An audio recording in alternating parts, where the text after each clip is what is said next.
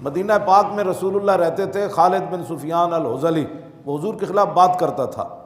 آج لوگوں میں یہ بھی ہے جی ہم کیا کر سکتے ہیں، تو میرے آقا و مولا نے یہ نہیں کہا کہ وہ 400 کلومیٹر دور میرے خلاف بات کرتا ہے، میں تو مدینے میں رہتا ہوں، میری عزت پر تو کوئی نہیں۔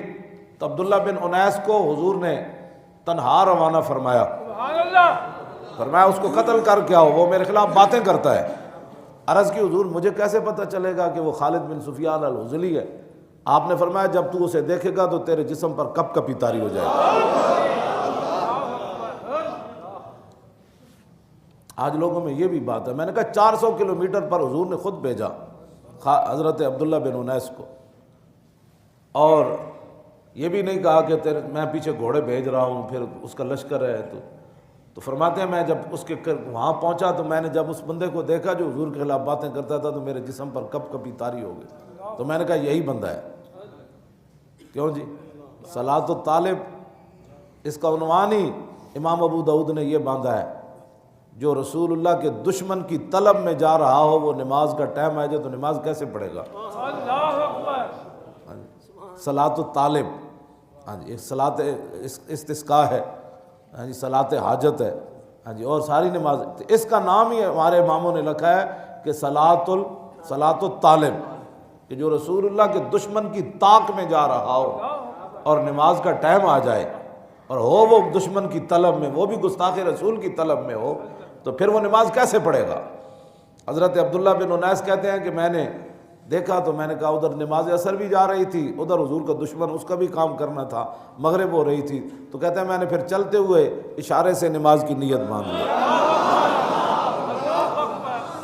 شوق تیرا اگر نہ ہو میری نماز کا امام، شوق تیرا اگر نہ ہو میری نماز کا امام، شوق تیرا اگر نہ ہو میری نماز کا امام، شوق تیرا اگر نہ ہو میری نماز کا امام۔ اس میں نے تصور کیتا ہونا ہے آپ، ادھر حضور کا حکم بھی، ادھر حضور کے دشمن کا خیال بھی، اور ادھر اللہ کی نماز بھی۔ کیوں جی؟ کیسی لوگوں کی نمازیں ہیں جو حضور کا درود پڑھنے سے خلل ہو جاتی۔ میں کہا عبداللہ بن انیس تسی ادھر کیوں جی نماز پڑھی؟ اقبال کہتا چھڑ تینوں سمجھ نہیں، شوق تیرا اگر نہ ہو میری نماز کا امام، شوق تیرا اگر نہ ہو میری نماز کا امام۔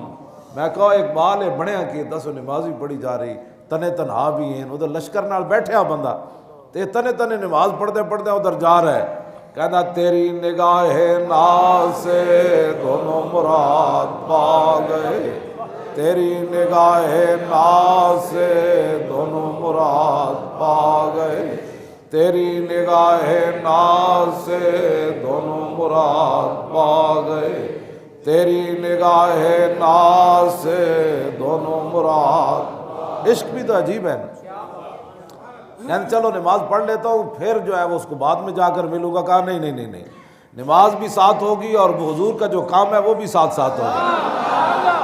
تیری نگاہ ناز سے دونوں مراد پا گئے، تیری نگاہ ناز سے دونوں مراد پا گئے۔